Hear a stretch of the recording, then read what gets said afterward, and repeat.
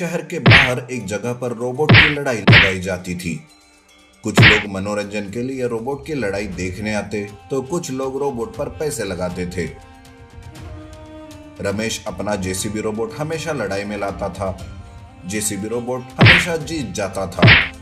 रमेश ने इसी कारण काफी पैसे भी जमा किए थे, पर कुछ दिनों से जेसीबी रोबोट हर लड़ाई हार रहा था।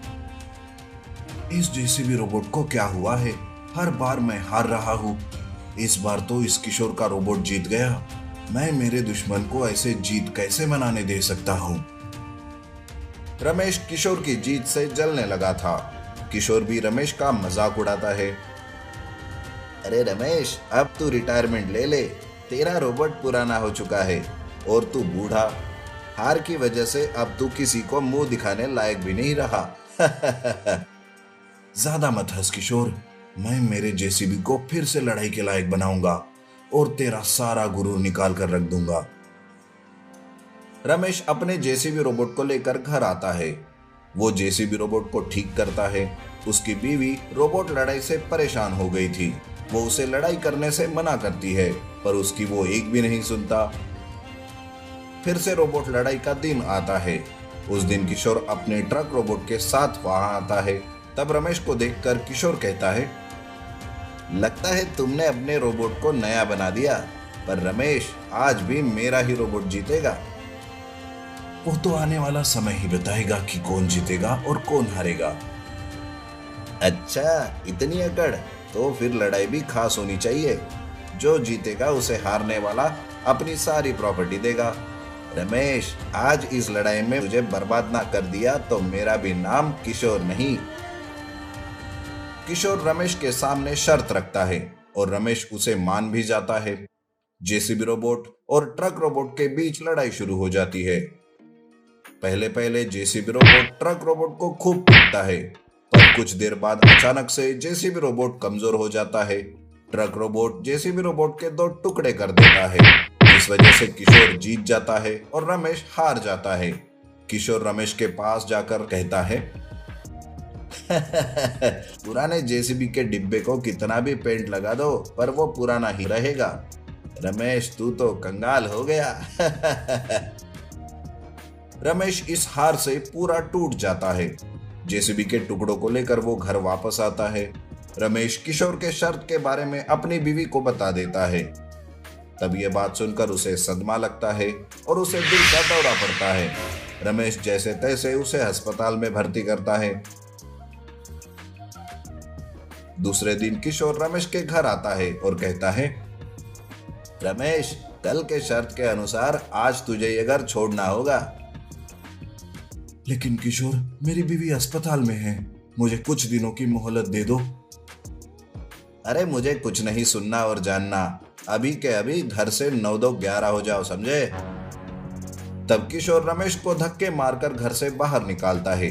किशोर के पास कुछ नहीं था, बस बचा था तो जेसीबी रोबोट के टुकड़े।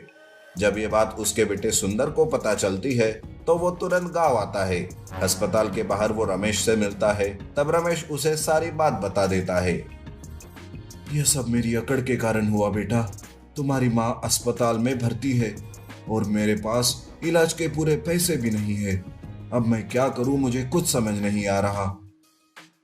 पापा, आपका बेटा आ गया है ना, अब आपको चिंता करने की जरूरत नहीं। ये बुरे दिन निकल जाएंगे। रमेश की बीवी अस्पताल में थी तो रमेश और सुंदर एक किराए के मकान में रहने जाते हैं। सुंदर जेसीबी के टुकड़ों को देखता है और उस पर अपना काम करना शुरू करता है। दरअसल सुंदर रोबोटिक की ही पढ़ाई करके आया था, इसलिए उसे रोबोट की सारी जानकारी थी। जेसीबी रोबोट पर सुंदर दिन रात मेहनत करता है और जेसीबी रोबोट को पावरफुल रोबोट बना देता है। कुछ दिनों में फिर से रोबोट की फाइट होने वाली थी। तब सुंदर उस लड़ाई में हिस्सा लेता है। उस दिन किशोर सुंदर को देख लेता है और कहता है, अरे बाप से कुछ ना हो सका तो अब बेटा मैदान पर उतर आया है। पर बेटे, तू अभी छोटा है। अपने इस पुराने डिब्बे को लेकर चला जा, वरना फिर मत कहना कि मैंने तुझे मौका नहीं दिया। नहीं नहीं, आज नहीं। मेरा ये पुराना जेसीबी रोबोट ही तुम्हारे ट्रक रोबोट को हरा देगा। यह मेरा तुमसे वादा है। जेसीबी रोबोट और ट्रक रोबोट की लड़ाई फिर से शुरू हो जाती है। इस बार जेसीबी रोबोट का हर वार ट्रक रोबोट पर भारी गिर रहा था। कुछ देर की भयानक लड़ाई के बाद जेसीबी रोबोट ट्रक रोबोट को हरा देता है। तब सुंदर किशोर से कहता है, अब हमें हमारा घर वापस दे दो, नहीं तो मैं मेरे जेसीबी रोबोट को तुम्हें मारने भेज दूंगा। तब तो तुम्हारी हड्डियां भी नहीं मिलेगी, सोच लो। मैजिकल खिलौना ट्रक आरसी हेलीकॉप्टर। मदन नाम का आदमी गांव-गांव घूमते हुए खिलौने बेचा करता था। ले लो खिलौने, ले लो भाई खिलौने, बड़े ही अच्छे अच्छे सस्ते खिलौने ले लो। मदन की आवाज सुनकर एक बच्चा घर के बाहर आता है। उसे खिलौने बहुत ही पसंद आते हैं। वो अपने पिताजी को बुलाकर खिलौने खरीदने के लिए जिद करता है। तब वो आदमी कहता है, अरे क्यों भाई, कैसे दिए खिलौने? बहुत अच्छे दिख रहे हैं। भाई साहब, कोई भी खिलौना ले लो, सिर्फ 10 रुपए में। क्या कहा? सिर्फ 10 रुपए? ठीक है ठीक है, लो बेटा, तुम्हें जितने चाहे उतने खिलौने ले लो। पिताजी की ऐसी बात सुनकर वो लड़का 4-5 खिलौने खरीद लेता है। उसी के साथ साथ खिलौना ट्रक भी खरीदता है और वो अपने घर चले जाते हैं। मदन हंसते हंसते मन ही मन में सोचने लगता है, आज तो इस घर में ही चोरी करनी पड़ेगी, क्योंकि उन्होंने मेरा खिलौना ट्रक जो खरीदा है, पर उन्हें क्या पता कि वो मेरा खिलौना ट्रक एक मैजिकल ट्रक है जो उनका घर साफ कर देगा। मदन ऐसे ही मन में सोचकर हंसने लगता है और सीधा वहां से अपने घर चले जाता है। रात के समय में मदन फिर से उसी गांव में उस आदमी के घर के पास आता है और जादू से मैजिकल खिलौना ट्रक के साथ घर में चोरी कर लेता है।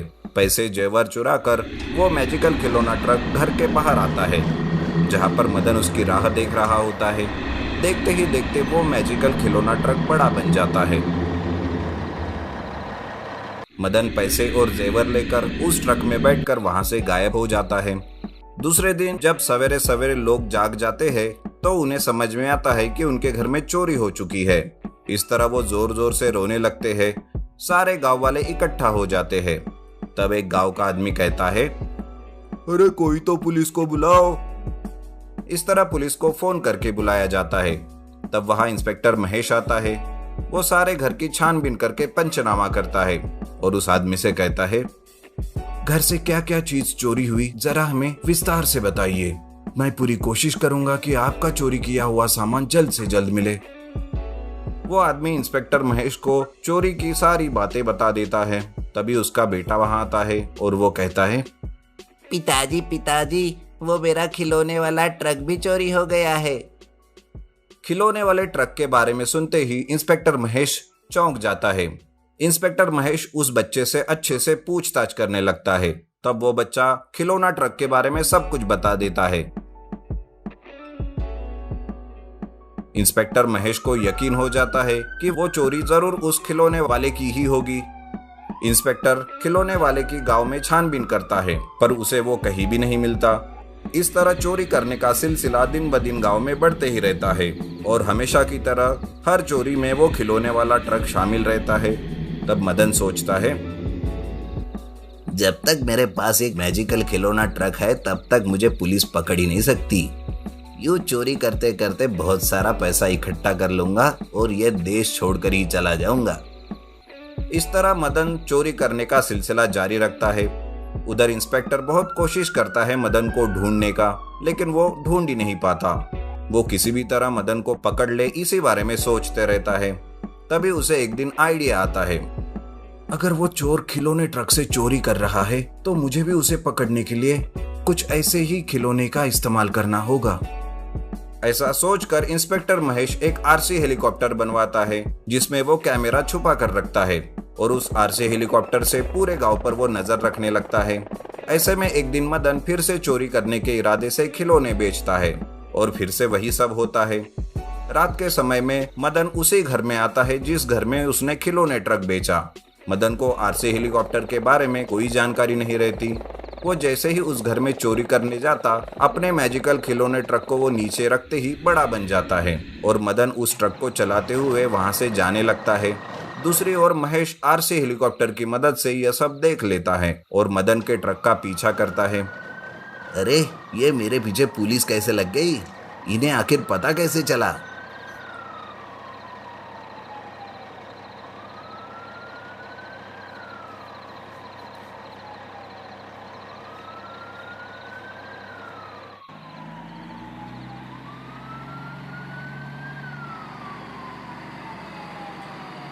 ऐसा कहकर मदन अपने मैजिकल खिलौना ट्रक की स्पीड बढ़ाता है। इंस्पेक्टर महेश उसका पीछा करता है। उसी के साथ वो कंट्रोल रूम में फोन करके उसके बारे में सब कुछ बता देता है और आखिरकार आगे कुछ ही दूरी पर मदन को पकड़ लिया जाता है। आखिरकार पकड़ ही लिया तुम्हें, खिलौना ट्रक की आड़ में खुफिया चोरी कर रहे थे।